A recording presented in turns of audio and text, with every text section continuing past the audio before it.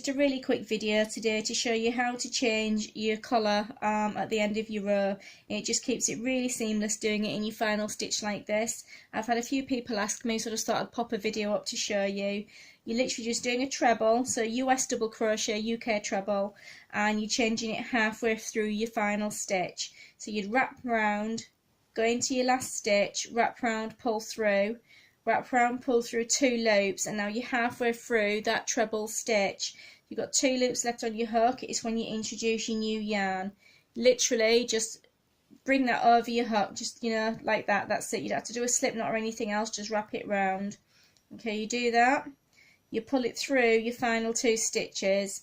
What I normally do here is just do a quick chain one just to secure it, and then literally we tie a knot with both the colours together at the side just to secure it, and that's it. It's that easy.